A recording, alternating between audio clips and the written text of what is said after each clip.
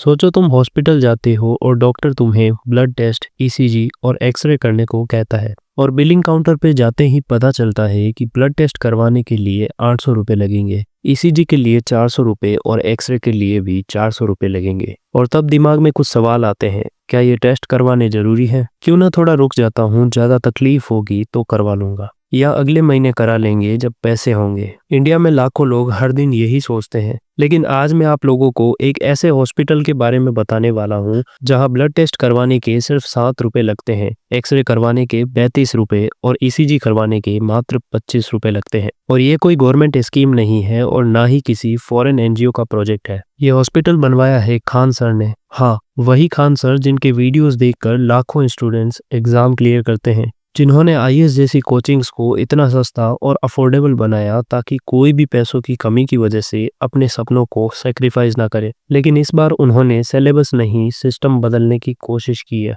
India में health एक luxury बन चुकी है। प्राइवेट हॉस्पिटल्स इतने महंगे हो चुके हैं कि लोगों को कर्ज लेना पड़ता है, और गवर्नमेंट हॉस्पिटल्स में तो इतनी भीड़ है कि इलाज के लिए कई घंटों तक वेट करना पड़ता है, और ऑपरेशंस के लिए तो कई महीनों तक भी वेट करना पड़ सकता है, जिसकी वजह से लोगों को बार बार कॉम्प्रोमाइज करना पड़ता है। और इन सब में मिडिल क्लास और गरीब लोग पूरी तरह से पिस जाते हैं। एक छोटी सी बीमारी पूरे महीने का बजट हिला देती है। पेरेंट्स टेस्ट करवाने से पहले 10 बार सोचते हैं। बुजुर्ग लोग फॉलोअप छोड़ देते हैं। डायबिटीज, बीपी जैसे पेशेंट्स दवा कम कर देते हैं क्योंकि उनके लिए ट्रीटमेंट अफोर्ड करना बहुत मुश्किल हो जाता है। और इस प्रॉब्लम को समझा है एक टीचर ने। खान सर कोई बिलियनर नहीं है और ना ही किसी कॉर्पोरेट बैकग्राउंड से आते हैं। वो एक नॉर्मल टीचर है जो बस एक चीज जानते हैं कि स्टूडेंट को समझना है तो उसकी लैंग्वेज में बात करो। उनके पढ़ाने का तरीका और लेक्चर सबसे हटके है क्योंकि उनकी लैंग्वेज सिंपल और देसी होती है। एग्जाम्पल्स रिलेटेबल होते हैं और टोन बिल्कुल दोस्तों जैसा होता है। जब उनके ऑनलाइन वीडियोस वायरल हुए तो स्टूडेंट्स ने पहली बार महसूस किया कि पढ़ाई भी रिलेटेबल हो सकती है।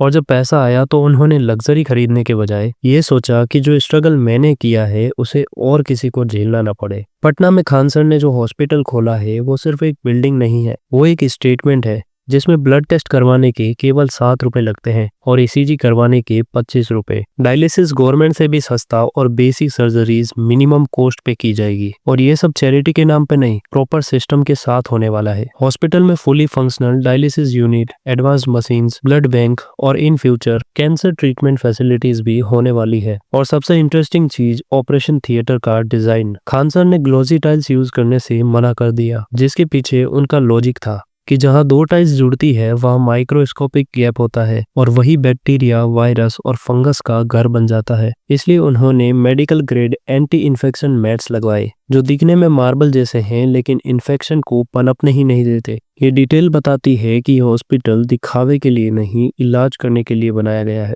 इंडिया में लोग बीमारी से नहीं डरते, बिल से डरते हैं। कभी हमारी मदर को फीवर होता है तो वो सिर्फ मेडिसिन ले लेती है, टेस्ट नहीं करवाती क्योंकि वो महंगे होते हैं। हमारे फादर को चेस्ट में पेन होता है तो वो कहते हैं हॉस्पिटल की जरूरत नहीं है, अपने आप ठीक हो जाएगा। अगेन वही रीजन, क्योंकि इलाज इतना महंगा है। अगर कोई डायबिटीज पेशेंट है तो वो अपने डोजेस को कम कर लेता है क्योंकि डेली इतना खर्च करना उनके लिए आसान नहीं होता। ये सब हॉस्पिटल्स में हो रही महंगाई का नतीजा है। और जब पैसे कम होते हैं तो लोग अपनी हेल्थ से कॉम्प्रोमाइज कर लेते हैं। खान सर का हॉस्पिटल इस माइंडसेट को तोड़ता है। यहाँ मैसेज क्लियर है, इलाज अमीरों का हक नहीं है, ये हर इंसान का बेसिक राइट है। खान सर का ये कदम एक स्टेटमेंट है मॉरलिटी और ह्यूमैनिटी का। आज के टाइम में जब सेलिब्रिटीज गुटखा प्रमोट कर रहे हैं, इन्फ्लुएंसर्स बेटिंग ऐप बेच रहे हैं और एजुकेशन भी बिजनेस बन चुका है, तब एक टीचर खड़ा होता है और कहता है मैं कमाऊंगा लेकिन लोगों का प्यार और लोगों की दुआएं। और शायद इसी रीजन से लोग खान सर को सिर्फ टीचर नहीं, एक क्रांतिकारी मानते हैं।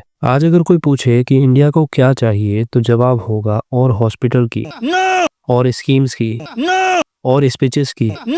इंडिया को जरूरत है ऐसे लोगों की जो वाकई में इंसानियत के लिए काम करते हैं। खान सर ने दिखा दिया कि अगर नीयत सही हो तो सिस्टम भी थोड़ा सा बदल सकता है। और ये हॉस्पिटल सिर्फ इलाज नहीं करेगा, लोगों का भरोसा भी वापस लाएगा। आज अगर एक टीचर इतना कुछ कर सकता है, वो भी एजुकेशन और मेडिकल फील्ड में, तो कल हम सब मिलकर कितना कुछ बदल सकते हैं। लेकिन यहाँ एक सवाल उठता है और ये सवाल थोड़ा अनकंफर्टेबल होने वाला है।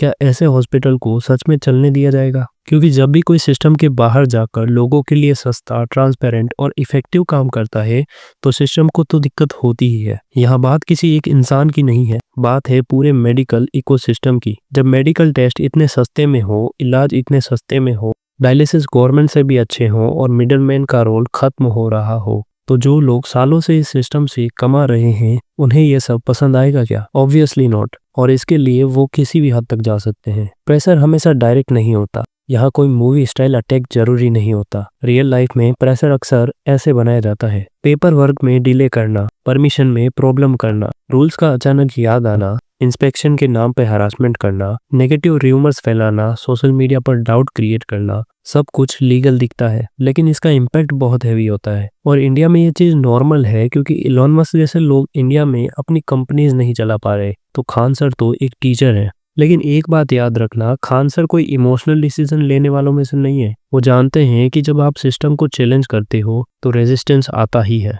इसीलिए उन्होंने हॉस्पिटल इमोशन से नहीं, लॉजिक से, प्लानिंग से और लॉन्ग टर्म विजन से बनाया है। ये कोई एक दिन का प्रोजेक्ट नहीं है, उन्होंने इस पर काफी टाइम इन्वेस्ट किया है। लेकिन सवाल ये है कि क्या हम जैसे लोग इस इनिशिएटिव के साथ खड़े रहेंगे या फिर बस वीडियो देख के स्क्रॉल कर देंगे? क्योंकि सच यही है कि अकेला इंसान सिस्टम नहीं बदल सकता, लेकिन सिस्टम भी किसी एक इंसान से ही डरता है। आज अगर खान सर का ये हॉस्पिटल फेल होता है तो ये उनकी हार नहीं होगी, ये हम सब की हार होगी। क्योंकि फिर हम ये मान लेंगे कि इस देश में सही काम करना सबसे महंगा पड़ता है।